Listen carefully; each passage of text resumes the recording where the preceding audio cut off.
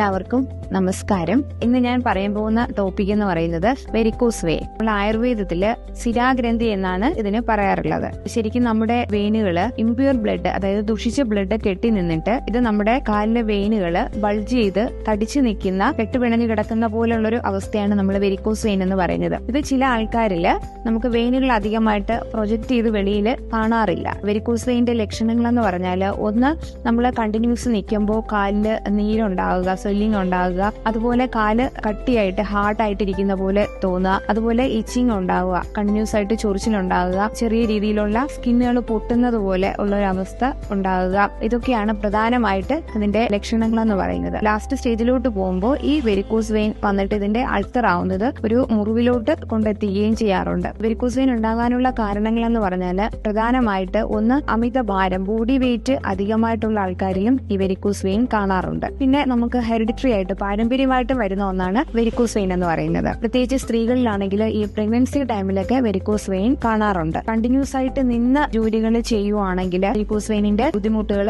വരാറുണ്ട്. പ്രത്യേകിച്ച് ശ്രദ്ധിക്കേണ്ടതെന്ന് പറഞ്ഞാൽ, ഒന്ന്, നമ്മൾ കണ്ടിന്യൂസ് ആയിട്ട് നിൽക്കുന്നതിന്റെ ടൈമിംഗ് കുറയ്ക്കുക. രണ്ട്, നമ്മൾ ബോഡി വെയിറ്റ് ഉള്ള ആൾക്കാരാണെങ്കിൽ അത് നമ്മൾ ചെറിയ രീതിയിലുള്ള എക്സസൈസോ കാര്യങ്ങളോ ചെയ്ത് വെയിറ്റ് കുറയ്ക്കാനായിട്ടും ശ്രമിക്കുക. സൈക്ലിങ്ങോ അല്ലെങ്കിൽ യോഗ, അല്ലെങ്കിൽ ഒരു നടക്കുന്നതോ അങ്ങനെയുള്ള ചെറിയ എക്സസൈസ് ഒക്കെ ചെയ്യുക. പ്രത്യേകിച്ച് നമുക്ക് കാലിന്റെ സ്ട്രെങ്തനിങ് വരുന്നതായിട്ടുള്ള എക്സസൈസുകൾ ഒക്കെ ചെയ്യുവാണെങ്കിൽ ഒരു പരിധിവരെ നമുക്ക് ഇതിന്റെ വേദനയും കഴപ്പ്, തുടർച്ചയായിട്ടുള്ള പെയിൻ, ഇങ്ങനെയുള്ളതൊക്കെ കുറയ്ക്കാനായിട്ട് സാധിക്കുന്നതാണ്. ചെയ്തിട്ട് നമുക്ക് കുറയുന്നില്ല എന്നുണ്ടെങ്കിൽ നമ്മൾ വെരിക്കോസ് വെയിന്റെ ട്രീറ്റ്മെന്റ് എത്രയും പെട്ടെന്ന് എടുക്കേണ്ടത് അത്യാവശ്യമാണ്.